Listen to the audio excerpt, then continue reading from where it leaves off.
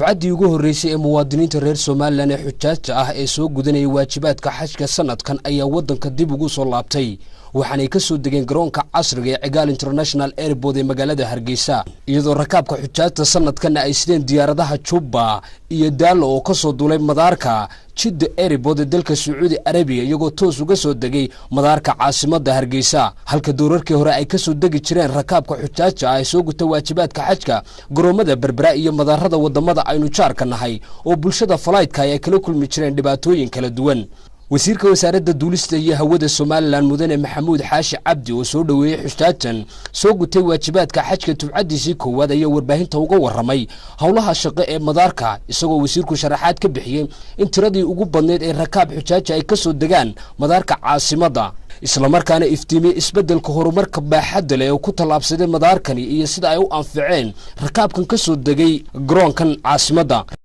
wax weyn bay u ahayd maanta inay garoonkan oo isbedel weyn ku yimi oo category 2 ahaan jiray maanta la 7 noqday ay ka soo degaan way dareemayaan dadka xujaajta muwaadiniinta ah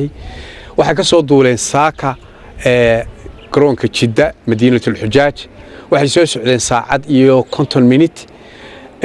waxay iyagoon meel la u leexan dhibaato badan bay dadkani qabi jireen Berbera la geyn jiray waxay soo socon jireen waqti dheer wadada oo xun Djibouti baa la geyn jiray waa laga soo daadgureyn jiray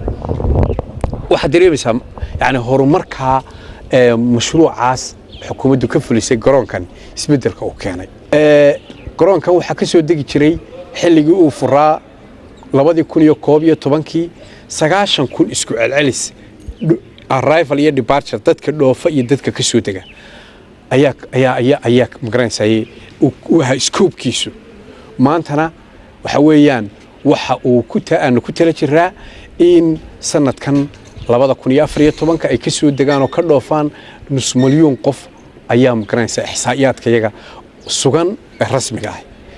ah bilihii maanta ugu dambeeyay loo siisanka September iyo October waxa ka soo degay maalintiiba waxa ka dhoofa oo ka duula 500 oo qof isku celcelis rakaabka xujaajta ay soo degay madaarka Hargeysa ayaa ka waramay shaqada iyo horumarka baaxadda leh ee ka muuqda madaarka Hargeysa iyagoo u mahadnaqay mas'uuliyiinta madaarka Hargeysa iyo xukuumadda Soomaaliland ku guuleystay hirgelinta madaar casri ah oo la jaan qaadaya garoomada diyaaradaha ee caalamka waxaana sharaxaad ka bixiyeen inay ka reesteen dhibaatadii ay kala kulmi jireen garoomada diyaaradaha ee ay ka soo degaan marka ay ka soo laabtaan wadajada waajibaadka xajka